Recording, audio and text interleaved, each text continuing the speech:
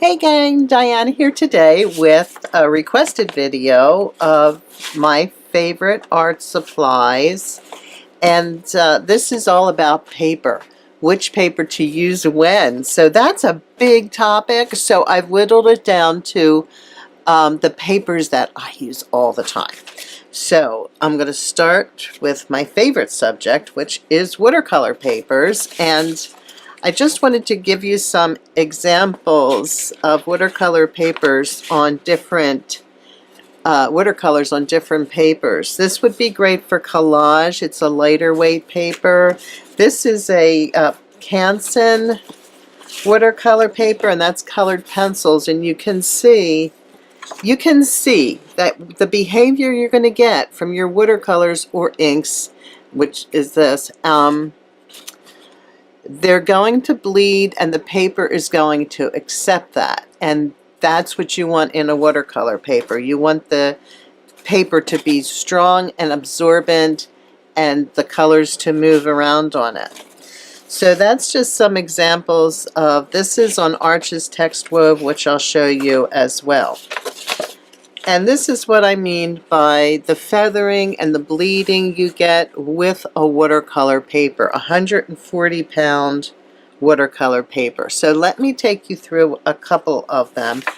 This is the one I've used for years, really, the Strathmore.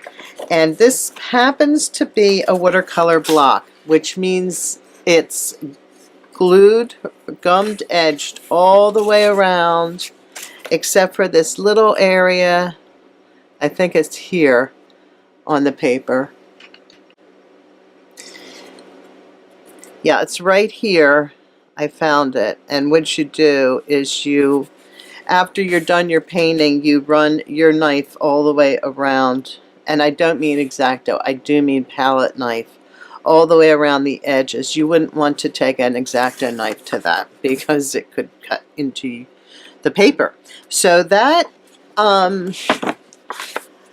we have. Okay, and then I recently discovered the Kansan XL watercolor paper, and I do like this. I like the texture of it.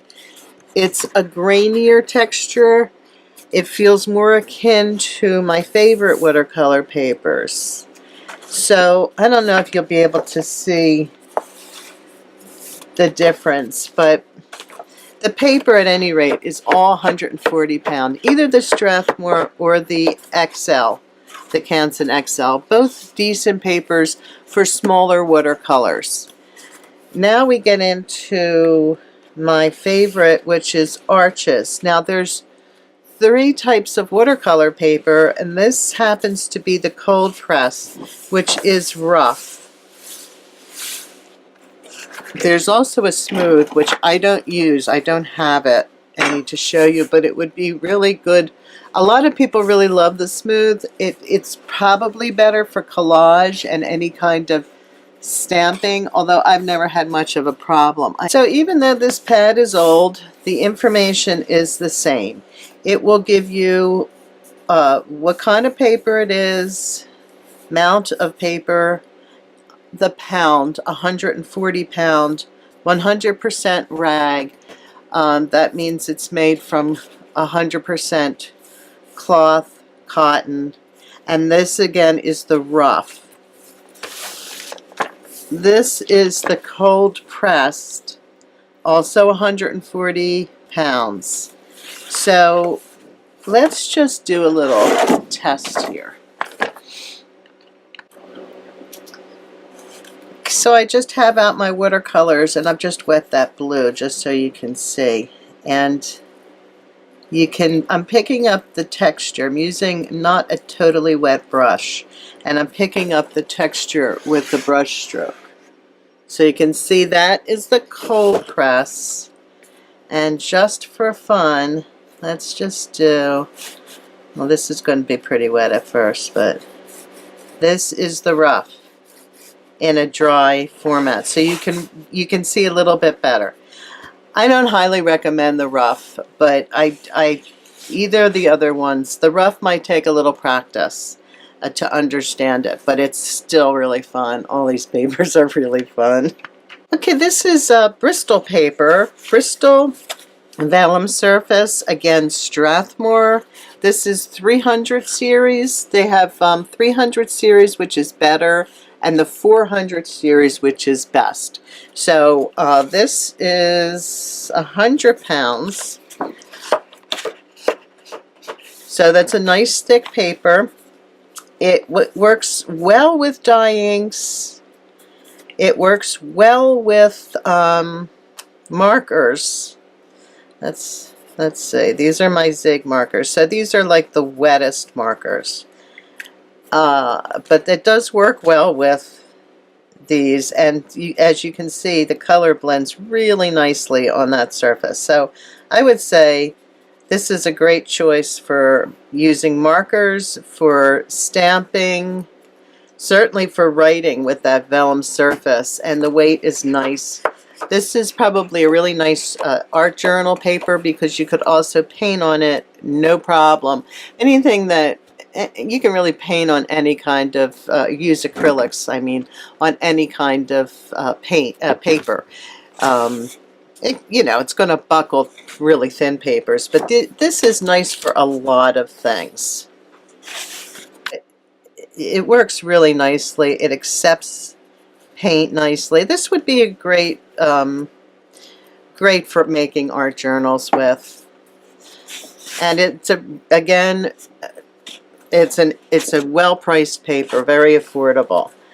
And then we have the XL mixed media paper. Again, this is a great paper.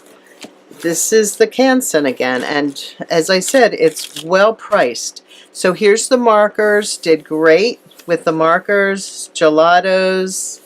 It did buckle when I added some water. I don't know if you can see that. So again, it's more for a dry media.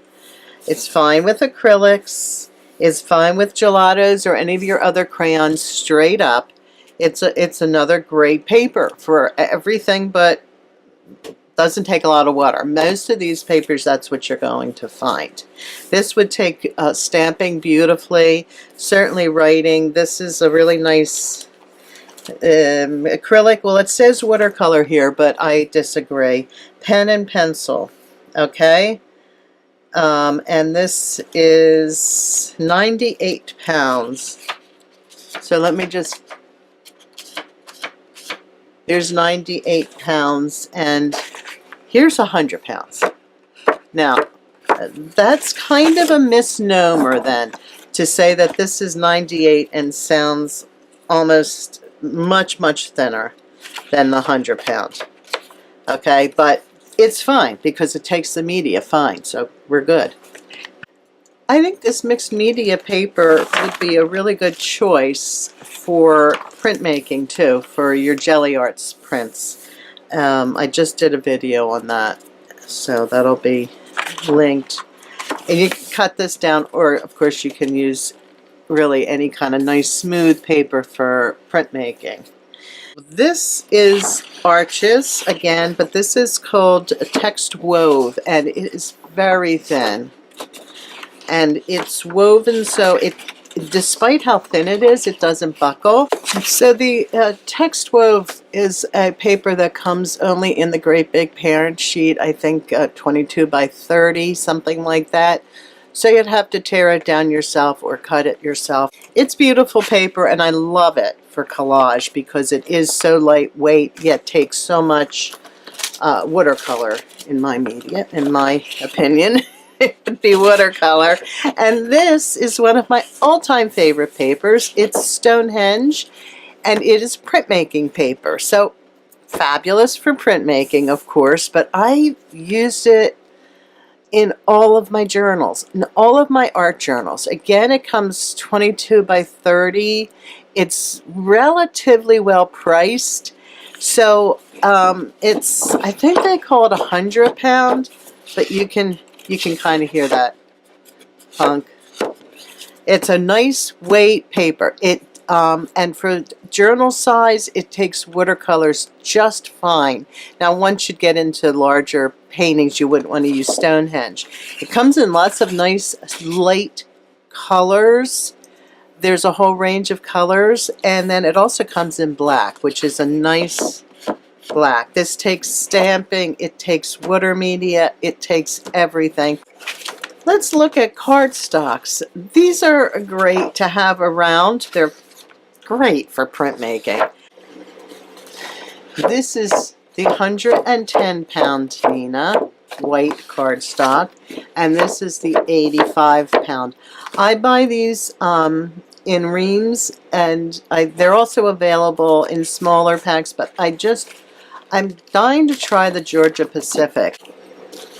Now let's get to some transparent papers here, and this is Basil Vellum, which is a heavier weight. I think it's 40-pound vellum, and it's a nice weight. I believe Ellen Hudson also has a very nice vellum. I haven't tried hers though, but this is great for.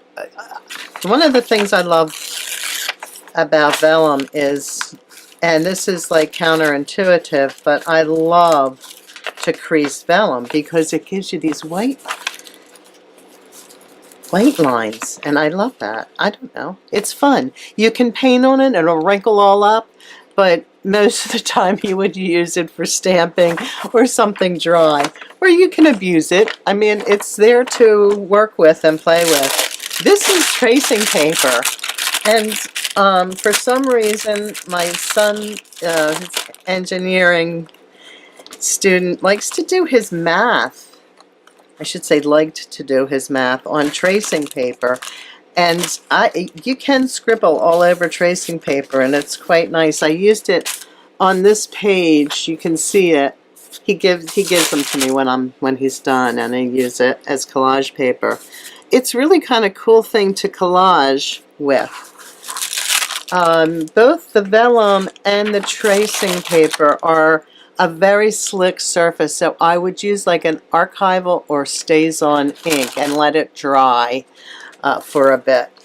Okay, so that brings me to, of course, tissue paper, which is the ultimate and awesome paper to stamp on, because then when you use these stamps in your art journal and glue them down with matte medium, it just, the white disappears. And I prefer to tear the edges of most of these things so that the torn edge, since it's feathered like that, will definitely just blend into the background.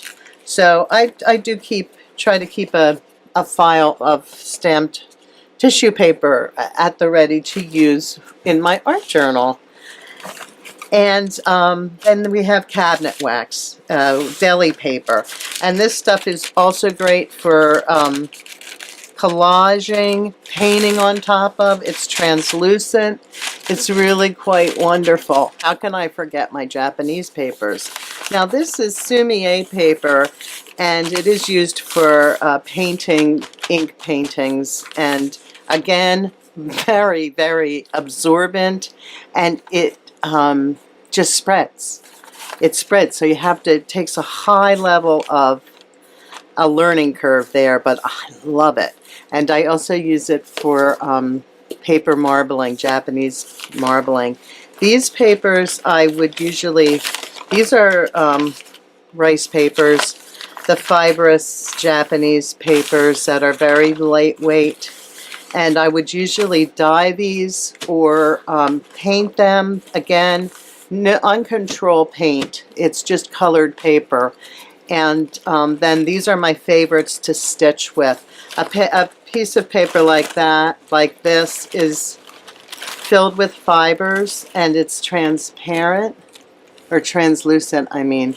And it's just fabulous. But more of a specialty paper. I just love these and thought I'd share them with you. But of all of them, I think the sumi-e is probably the best for using for just painting some paper for collages, for collage work. So that's it now. I swear, if I have another batch of paper, I'll do another video, but I'll list everything below, and over on my blog, I'll list everything. And so you can get this information and bookmark it and keep it. And yeah, don't forget to subscribe and like and share this video. I think I covered it all that time. I usually forget. But anyway, thanks so much for stopping by and spending some time with me today. I'll see you soon.